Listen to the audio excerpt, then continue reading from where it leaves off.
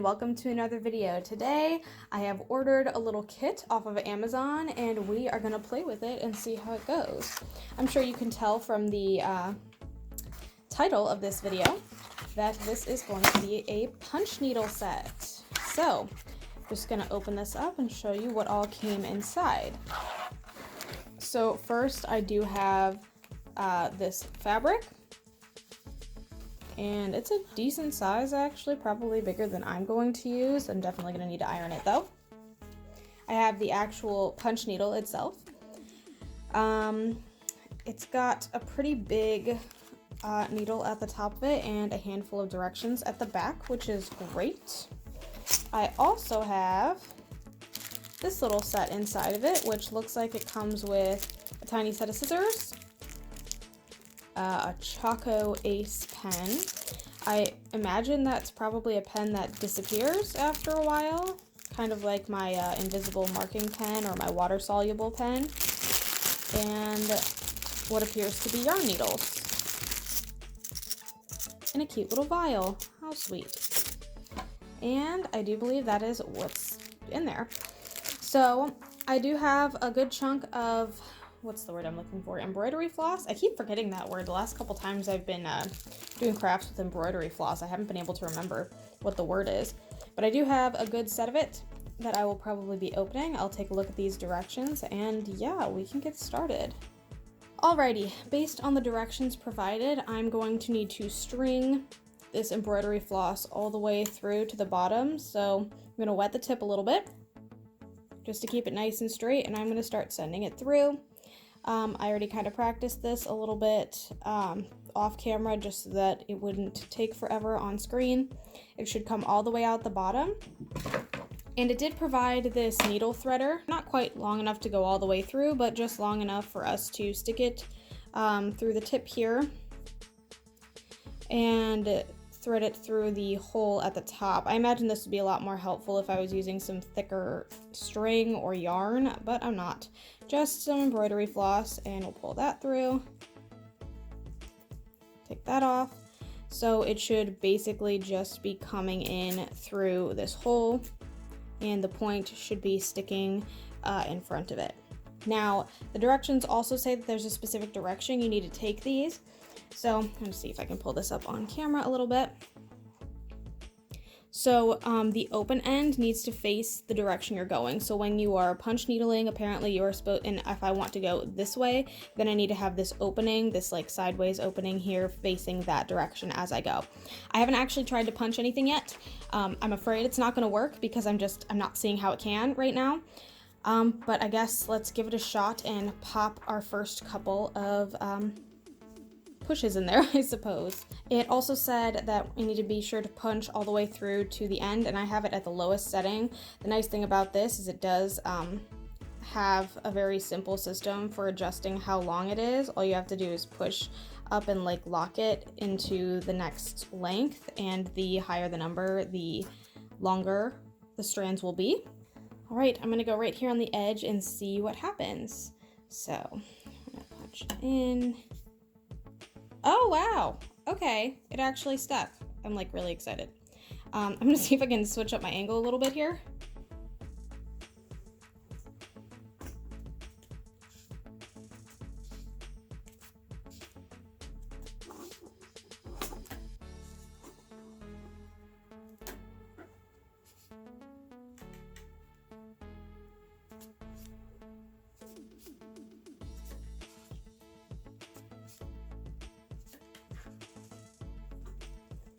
I think the biggest thing I'm noticing here is that if I punch too close to one another, the hole isn't tight enough coming back out to keep the loop in there. So I don't know if it's maybe the fact that this is a really loosely knit fabric, but that also seems super necessary for something like this. So, or maybe it's even the fact that I just have really tiny thread right now, and maybe I just need a bigger kind of yarn. In fact, I think I do have some bigger yarn, and I'm going to try with that and see if it makes a difference.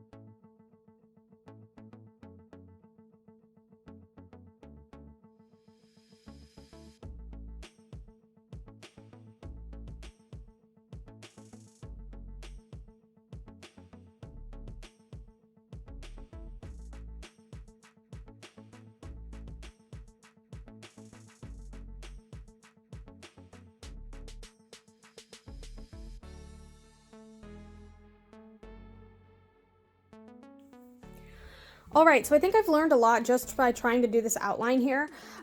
Firstly, I don't think I like the spring adjustment anymore, because every so often, if I had to push in hard enough because it wasn't going through super easy, it would actually unspring the whole thing. And it didn't totally take it apart or anything, but it was kind of annoying to deal with. I just have the ball of yarn kind of like unraveling as I go, which worked out really nicely, except sometimes if I wasn't paying attention, I would have my hand down on this, and then obviously it wouldn't be able to continue moving through the fabric easily, and it would continuously not hold into the fabric because I was holding it. So that's something else I'd recommend keeping an eye out for. And also, I think I was wrong initially, and it's definitely better to go like dot by dot by dot. Do not move this out of the fabric as far as you can. So like, for instance, if I were to go in like this and come out and like pull all the way out, of course the loop's going to come out. But if I were to go in, pull out, and then go straight into the next one without really moving anything, then it holds pretty well. Obviously, if you mess up, it's super easy to just take everything out, which is really nice. I haven't flipped this over yet. I don't know what the backside's supposed to look like. Or I know what it's supposed to look like. I don't know what it actually looks like. In case you didn't know, this magic embroidery pen is what it's advertised as a lot. And a lot of times people think that like it's supposed to have this kind of backstitched look on the front of it, when in reality it's actually supposed to be represented from the backside. So this is what it looks like for me. Now, this is very obviously not a flower to me. I think it would be better if I had a different shade of pink, maybe something darker, and then I could have gone around the outline in a darker color and then filled in with the lighter color. So from this side it doesn't really look like a whole lot, but it's supposed to kind of have this carpeted effect. And the longer that you have the needle, the longer these loops on the other side are going to be. So this is the shortest one, and I'm gonna see if I can give it a shot on the longest and see what that looks like. So I'll just kind of go down here like I was, and you are supposed to kind of go all the way through with the length of the needle. So in, out, in, out, in, out, in, out. And on the other side, as you can see, the loops are way, way, way longer. And I think that would definitely, it kind of depends on what you're going for. I think I like the shorter look because I think it fills in a lot easier than say this would. But this might look cooler if you're trying to create like a loosely structured kind of design, or something that doesn't require as many harsh lines. I think that might look really nice. Unfortunately, I don't have very much different colors of yarn right now. I have some yellow, some blue, and I think some black beyond this pink. And I don't think that's quite enough to get through everything that I would like to get through, but I think it was enough for me to test this appropriately. And honestly, I feel pretty good about it. So my final thoughts on this, I think this is a super fun craft idea, and I'm kind of surprised that this isn't more popular, and I'm sure that there's plenty of people on YouTube or I don't know, Skillshare, I suppose, that have a lot of thoughts and opinions and designs using this particular tool. But I feel like since it's been advertised so incorrectly, it's so, and based on how many people believe it to be a magic embroidery pen because of this front side, it's super, super easy to see where this is not the most common kind of craft to be done. And I think this is really fun. I think this is great for maybe even children or older folks who are struggling to do their classic sort of needle pointing designs with arthritis or whatever the case may be. I think it's super easy to undo and redo, super easy to put together, and relatively inexpensive. I mean, this yarn that I have, this is maybe not even half of the size of what it actually was at one point, but I think there's so much yarn that you can get for relatively inexpensive if you're not looking for something soft to like crochet out of. This is like a really stiff kind of yarn, and I think it's perfect for something like this where it's inexpensive and it comes in a lot of colors. I got this from Walmart. I think it was $1.99 for the full skein, which was actually pretty good, and it comes in a ton of colors. And on top of that, I think the fact that the kit kind of comes with everything you'll need, the water-soluble pen, which I thought I kind of showed a little bit in the hyperlapse, but not so much here. You can see I kind of drew on my flower design here, but all I had to do when I made a mistake was lick my finger, and it dissolved everything pretty quickly. And as you can see, that line is totally gone. And obviously running it underwater would solve that problem, which is just a great little addition to have. The only thing I didn't like is this back part. When I hooked the back on here, I pulled it out and the whole back section comes out, and I don't know why. It shouldn't do that.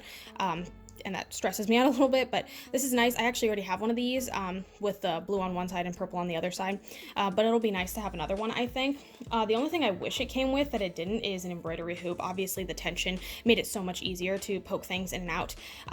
And I think the fact that it didn't include that made it feel a little bit less like the kit it should have been, especially if it already came with the fabric.